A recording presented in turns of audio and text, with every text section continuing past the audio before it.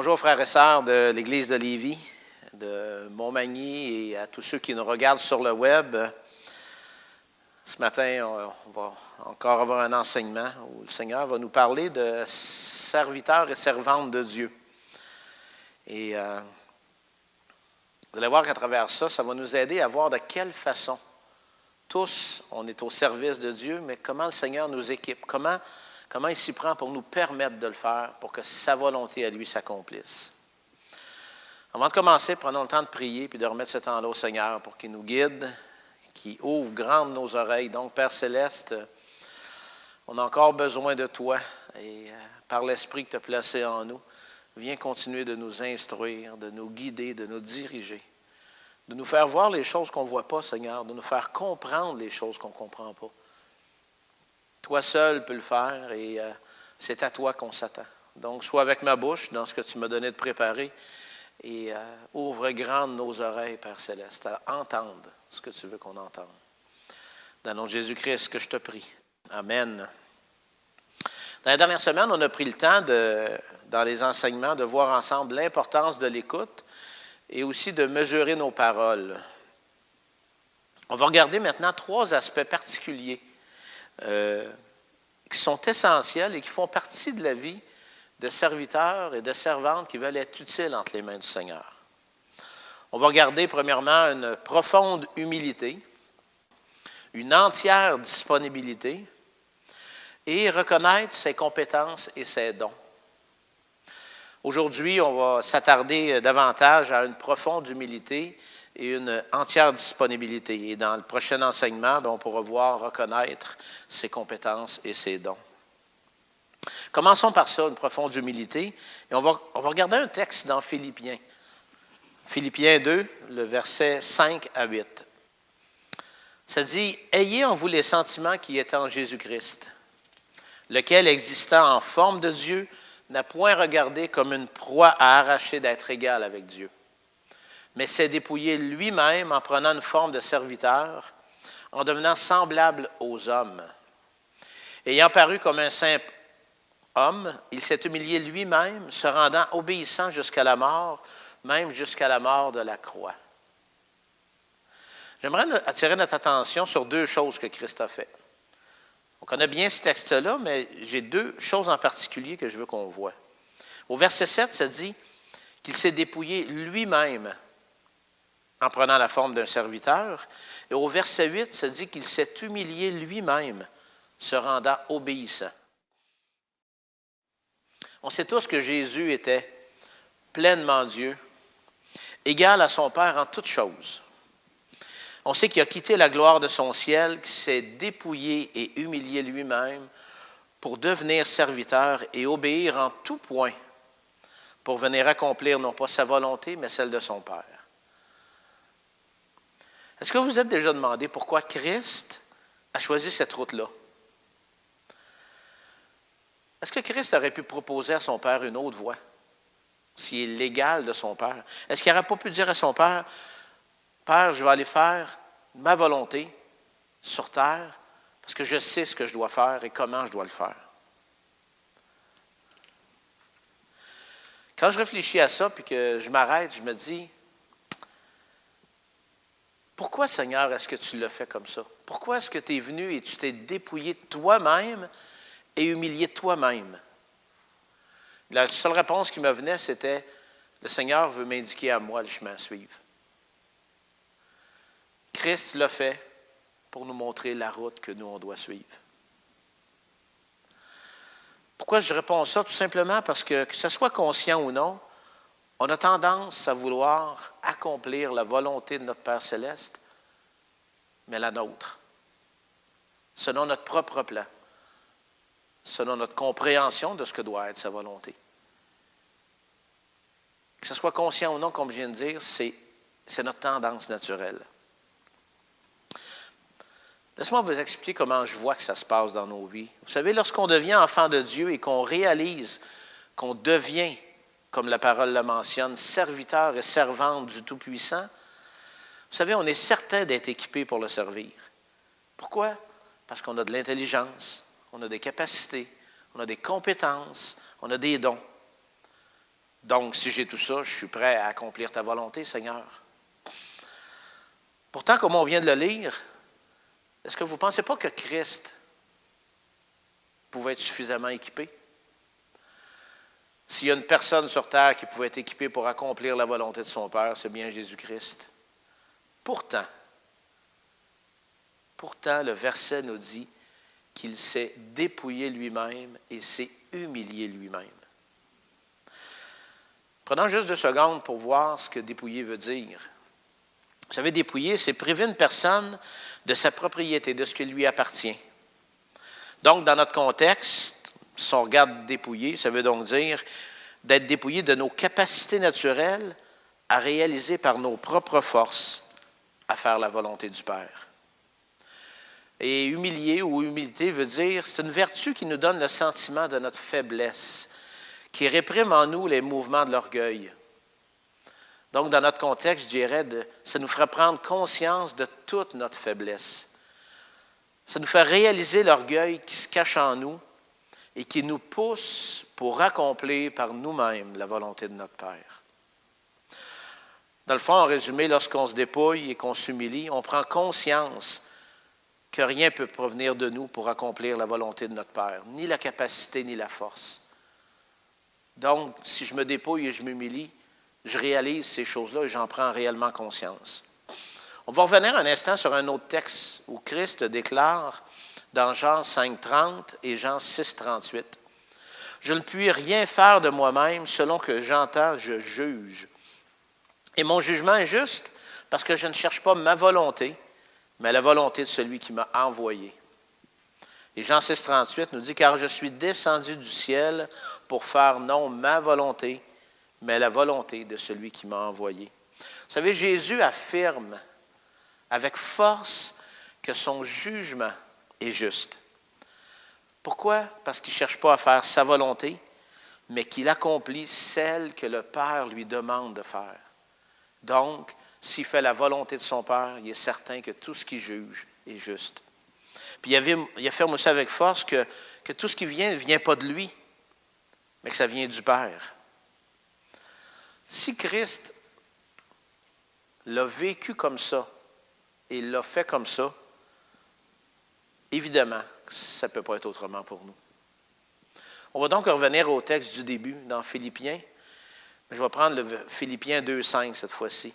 Et ça dit « Ayez en vous les sentiments qui étaient en Jésus-Christ. » Vous savez, Paul, lorsqu'il écrit aux Philippiens ou aux fidèles de l'Église de Lévis, parce que c'est pour nous aussi, il leur dit « Ayez en vous les sentiments qui étaient en Jésus-Christ. » Ça se traduit comment? Ça se traduit par « Avant même de commencer son ministère, Christ s'est dépouillé et s'est humilié.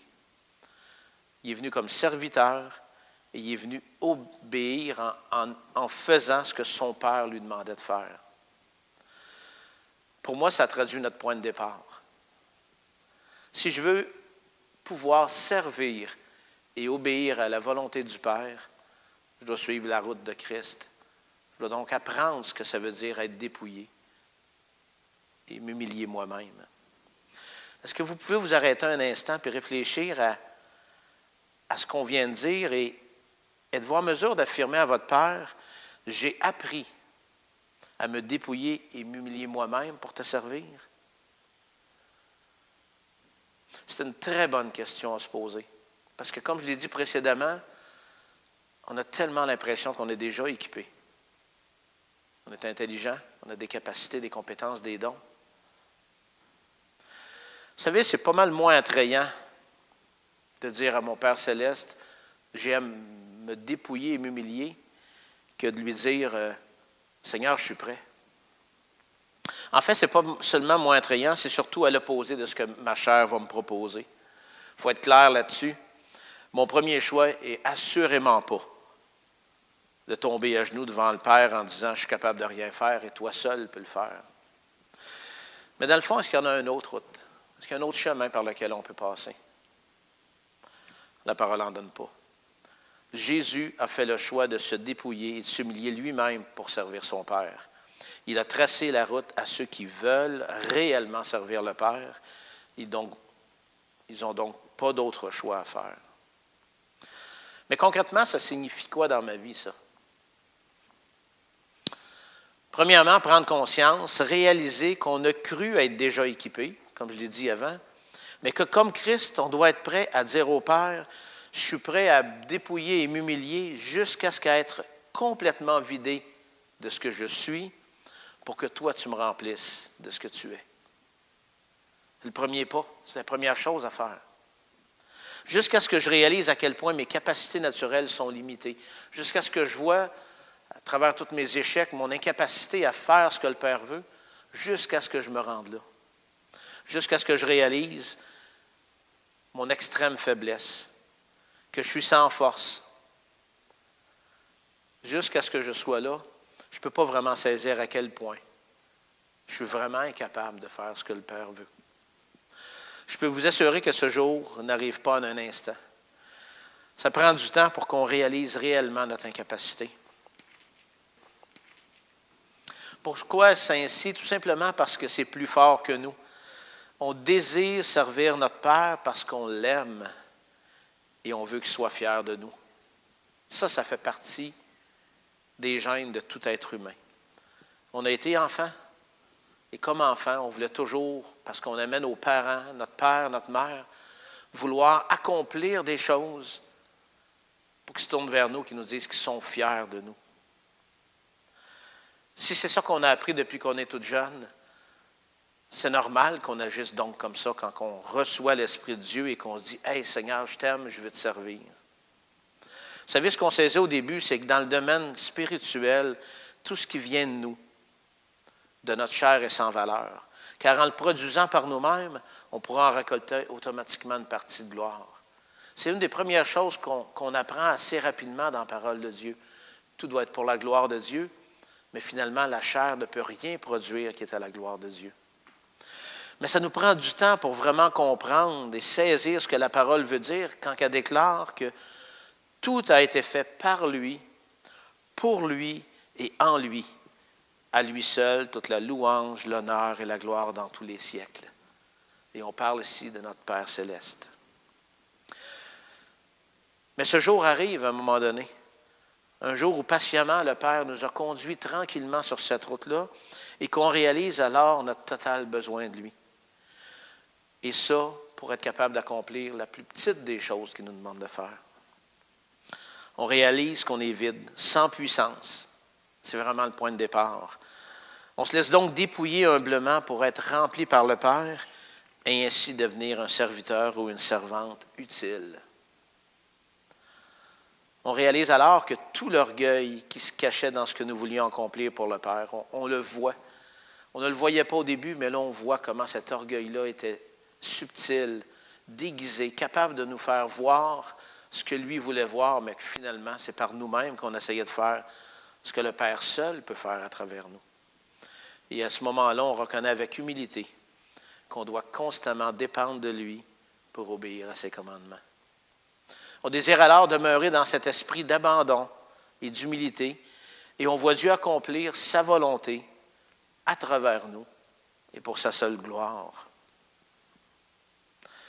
C'est quoi les changements qu'on voit dans nos vies quand ces choses-là commencent à se produire, quand Dieu fait vraiment cette œuvre-là? Je vous dirais que le premier et probablement le plus grand changement sera de ce sentiment de ne pouvoir rien faire si Dieu ne le permet pas. On arrive à un moment où on réalise que finalement, Seigneur, sans ta force, rien n'est possible. Et je ne parle pas ici seulement de faire sa volonté ou d'être capable d'évangéliser, mais je parle bien de réaliser que le simple fait de me lever le matin, si Dieu ne le permet pas, je ne me lèverai pas. De me permettre d'accomplir les plus petites tâches de mon quotidien, de me donner l'intelligence d'accomplir ce que je dois faire, comme si ça venait de moi, mais ça vient de lui, de me garder de tout accident pendant la journée, de me permettre d'être en santé, et encore tellement d'autres choses qu'on pourrait dire à notre Père que finalement, si lui ne le permettait pas, ça nous serait impossible. Vous savez, ces choses qu'on tient pour acquis comme si elles étaient produites finalement par nos propres forces. Lorsqu'on en arrive là, Nous nous mettons alors à saisir ce que d'être sans force veut dire, ce que de s'abandonner à notre Père signifie réellement. Tout à coup, notre façon de penser change, puis notre langage aussi. Dans tout ce qu'on fait, du plus banal au plus difficile, on loue notre Père pour la force qu'il met en nous, pour l'intelligence qu'il nous donne, pour nos capacités. On est reconnaissant pour tout ce qu'il permet dans notre vie, de bon comme de difficile. On le questionne dans tout ce qu'on vit et on réalise que c'est plus par nous-mêmes, par nos propres forces que nous vivons pour lui, mais que c'est sa force à lui qui vit en nous. C'est ça les fleuves d'eau vive, sa force qui vit en nous. On vit la réalité d'être dépouillé de nous-mêmes et de s'humilier nous-mêmes au quotidien dans notre vie. Ce n'est pas l'action d'une seule journée. Vous savez, une pensée qui n'occupait avant jamais notre esprit l'occupe maintenant au quotidien. On est conscient que, Seigneur, je fais ça parce que tu me permets de le faire. Et ça devient présent dans notre vie, présent dans notre esprit, pour tout ce qu'on fait. Demeurer dans cet esprit nous conduit exactement au même endroit où le Seigneur se tenait chaque jour avec son Père. On en arrive à la même place. Jean 5, 19 nous dit, « Jésus reprit donc la parole et leur dit, « En vérité, je vous le dis, le Fils ne peut rien faire de lui-même. Il ne fait que ce qu'il voit faire au Père. Et tout ce que le Père fait, le Fils aussi le fait pareillement. » À partir de cette journée-là, comme pour Christ, ça nous est donc possible à nous aussi de dire, « Tout ce que je te vois faire, Père, je le fais aussi. » Gardons à l'esprit qu'à partir du jour où on fait le choix de se dépouiller et de s'humilier, Dieu commence réellement en nous cette œuvre qui va s'achever seulement quand il va venir nous chercher. Ce n'est vraiment pas une œuvre qui s'accomplit en une journée, c'est vraiment l'œuvre de toute une vie. Où est-ce que vous en êtes? Avez-vous été jusqu'au bout de vous-même pour finir par réaliser que finalement, vous êtes vraiment sans force, que malgré toute votre capacité, votre intelligence, finalement, vous n'arrivez à rien comme vous voudriez que ça se fasse pour le Seigneur. Si ce jour est arrivé, alors vous avez pu laisser Dieu commencer son œuvre en vous.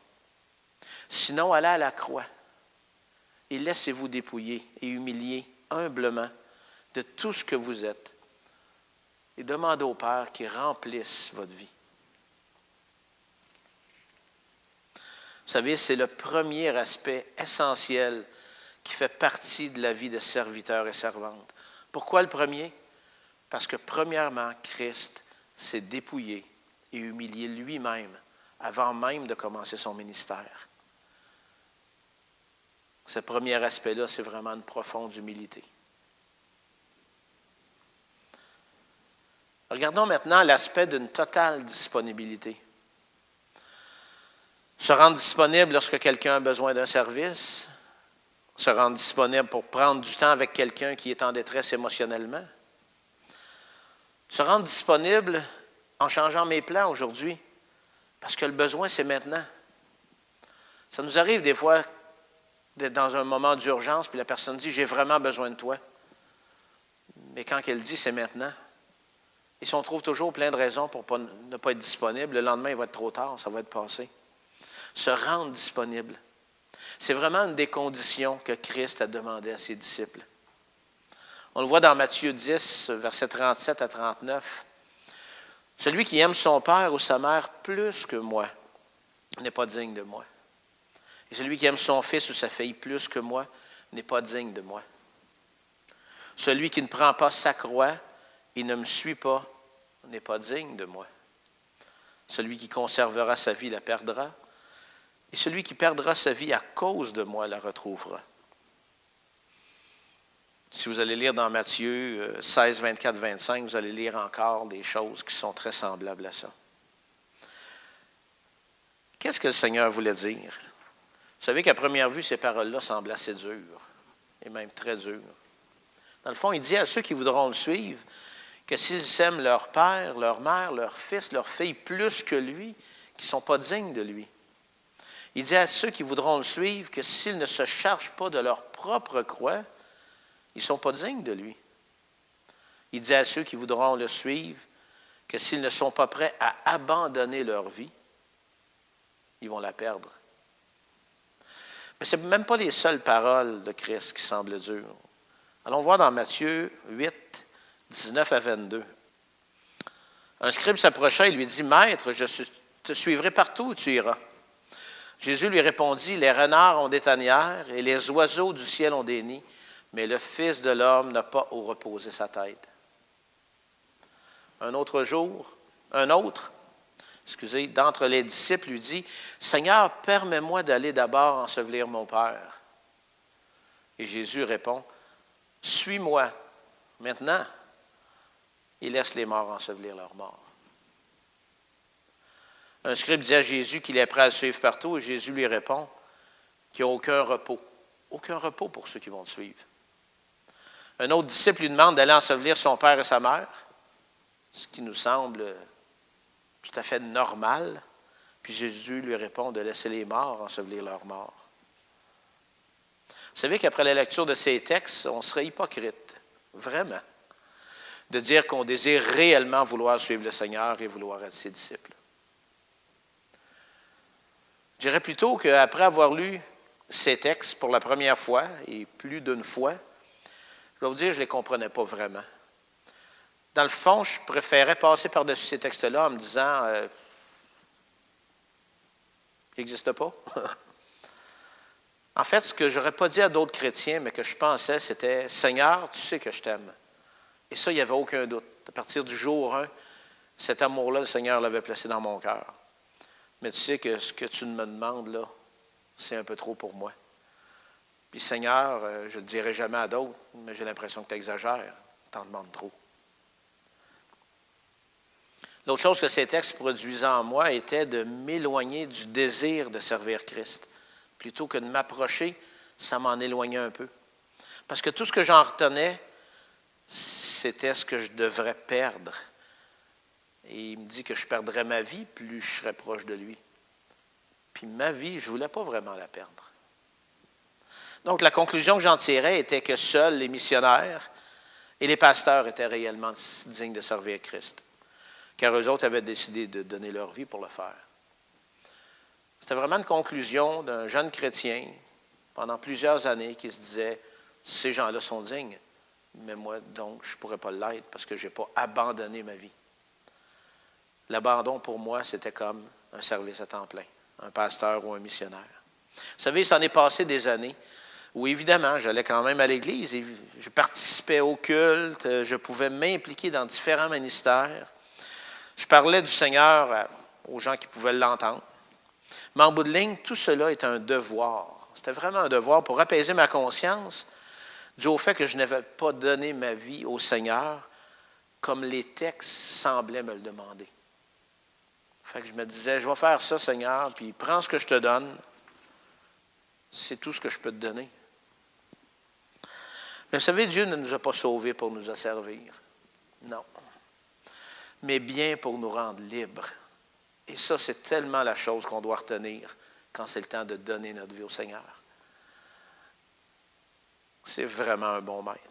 Puis cette liberté-là commence le jour où Christ devient réellement celui à qui on offre complètement notre vie. Je le traduirais par qu'il est complètement le Seigneur de ma vie. Et pour ma vie, je réalisais bien que je n'arrivais pas à lui dire ça. J'avais une retenue. J'avais peur, j'avais ces craintes, là. Donc, c'était difficile pour moi de dire « Sois le Seigneur en tout ». Vous savez, j'avais tellement peur de l'entendre me dire tout ce que je devrais perdre pour le suivre. Ça ne pouvait pas sortir de mon esprit. Le jour où je te dis « Sois Seigneur de tout », tu vas me donner une liste de tout ce que je dois perdre. Aujourd'hui, qu'est-ce que j'ai compris? Premièrement, je sais maintenant que je n'ai pas besoin d'être un missionnaire qui doit partir au bout du monde ou un pasteur à temps plein pour donner ma vie entièrement au Seigneur, être digne de lui et pouvoir le servir. J'ai réalisé que pendant bien des années, j'ai accepté avec joie que Christ soit le sauveur de ma vie, mais que j'hésitais à faire de lui pleinement mon Seigneur. Parce que tout ce que je comprenais, c'est que j'allais la perdre. J'allais perdre des choses que j'aime, auxquelles je tenais, et que le Seigneur ferait de moi un serviteur qui, en bout de ligne, dans ma compréhension, parce que c'est ce que j'avais, finirait par vivre une vie misérable. Je pensais que plus rien de ce que je ferais me rendrait heureux, mais que j'aurais toujours le sentiment de faire par obligation des choses qui me sont demandées. Vous savez, il n'y a pas de plus grand mensonge auquel j'ai cru. Pendant trop longtemps, car je peux vous assurer que depuis que Christ est devenu Seigneur de ma vie, je ne fais que réaliser de plus en plus à quel point ses promesses et ses paroles sont justes. Et c'est quoi ces promesses et ces paroles-là? Tout ce que je croyais que j'allais perdre, comme le Seigneur le dit, au contraire, il me montre tout ce que j'ai gagné. Celui qui perdra sa vie pour moi, la retrouvera, la gagnera. C'est tellement vrai. J'aimerais ça qu'on regarde à nouveau le texte qu'on a lu tantôt, mais on va le garder maintenant avec l'angle que le Seigneur m'a donné depuis ce jour où j'ai dit, Seigneur, je ne retiens plus rien. Tout est à toi.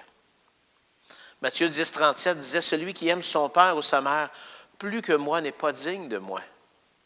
Et celui qui aime son fils ou sa fille plus que moi n'est pas digne de moi. Vous savez comment est-ce que je pourrais être digne de l'amour de Christ qui a donné sa vie pour moi si je fais passer l'amour de ma famille avant l'amour que j'ai pour lui? Encore bien plus, cet amour-là qui est en moi, je le sais maintenant, vient de lui. Car mon amour à moi, c'est rien. On l'aime, comme la parole le dit, parce qu'il nous a aimés le premier. On l'aime parce qu'il a placé son amour en nous. C'est plus de notre amour qu'on parle, mais celui de notre Père céleste. Comment pourrais-je dire que j'aime réellement ma famille si l'amour pour Christ ne prévaut pas dans ma vie? Je peux donc dire aujourd'hui que l'amour de Christ en moi, cet amour-là, me fait réellement aimer ma famille. Je suis donc digne de l'amour que Christ a mis en moi pour l'aimer à mon tour en premier et ainsi pouvoir aimer ma famille. C'est ce que maintenant je comprends du texte. Et ça mène une telle joie dans mon cœur.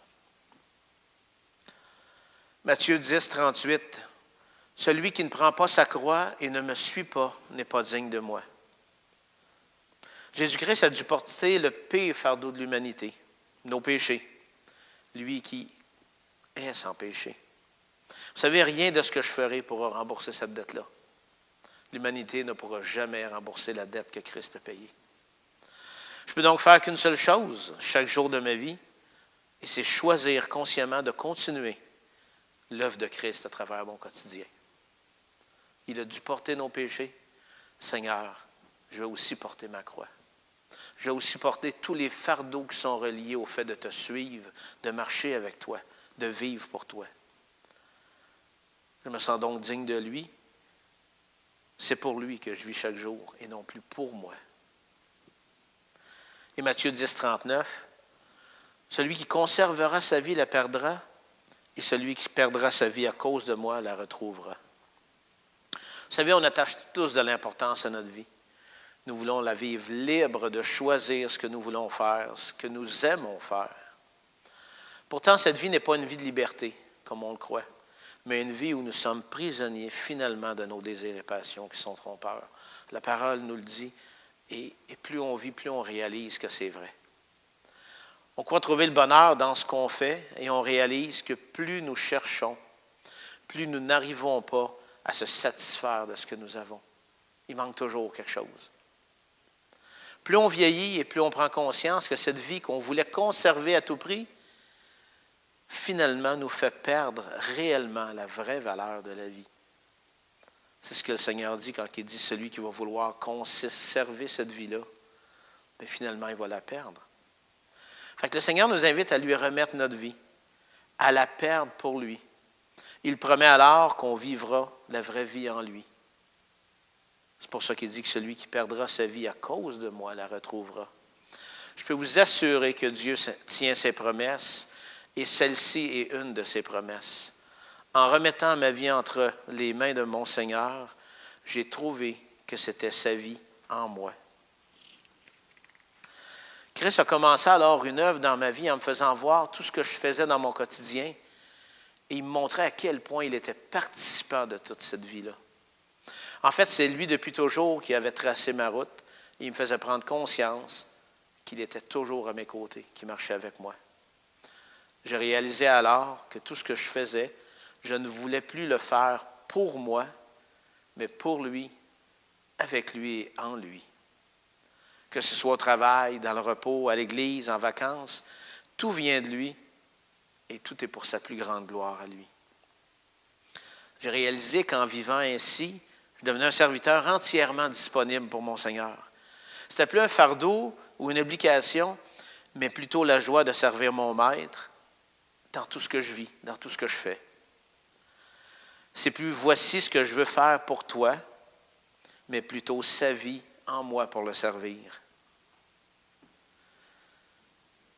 Le verset pour moi qui résume probablement le mieux cette réalité, c'est Galates 2:20, dans la première partie, quand c'est dit « J'ai été crucifié avec Christ, et si je vis, c'est plus moi qui vis, c'est Christ qui vit en moi. » Quelle liberté quand c'est Christ qui vit en nous. On n'imagine pas la grandeur de la liberté qui nous est offerte jusqu'à ce qu'on le vive, jusqu'à ce qu'on désire ça plus que le reste. Pour être un serviteur, une servante d'une entière disponibilité pour le Maître, on n'a pas besoin d'aller au bout du monde. On n'a pas besoin d'être missionnaire. On n'a pas besoin d'être un pasteur à temps plein. Vous n'avez qu'à vivre en lui, dans votre quotidien, dans tout ce que vous faites. Accomplissez toutes choses pour sa plus grande gloire. Vous vous réjouirez alors d'être au service et entièrement disponible pour votre grand Maître. Faites toutes choses comme si vous le faisiez pour Christ. Vous réaliserez que finalement, vous êtes cette personne-là qui est entièrement disponible. Ça se termine là pour ces deux premières parties-là. On va voir la semaine prochaine pour les compétences et les dons. Dans ce que vous avez entendu sur l'enseignement, est-ce qu'il y a quelque chose de nouveau que vous avez appris ou quelque chose qui a retenu particulièrement votre attention? Prenez le temps de le réfléchir, de questionner le Seigneur, d'en parler avec lui. J'aurais deux questions à vous donner plus précises. Est-ce que vous avez pris conscience de devoir vous dépouiller et vous humilier vous-même pour pouvoir servir le Maître? Est-ce que ce jour-là est arrivé dans votre vie où vous vous êtes dit, Seigneur, tu veux vraiment me vider de ce que je suis pour me remplir de ce que tu es? Parce que finalement, c'est la première étape pour pouvoir servir notre Maître selon sa volonté. Puis avez-vous pu remettre l'entièreté de votre vie à Dieu pour vous rendre disponible et le servir? Avez-vous saisi que vous n'avez pas besoin d'aller jusqu'au bout du monde pour être entièrement disponible, mais que c'est vraiment dans votre quotidien que le Seigneur vous demande de vous rendre entièrement disponible? Réfléchissez à ça, puis prenez le temps d'en parler ensemble. Que le Seigneur vous bénisse abondamment, qu'il nous rende encore une fois, on le dit souvent, inébranlable en lui. Amen.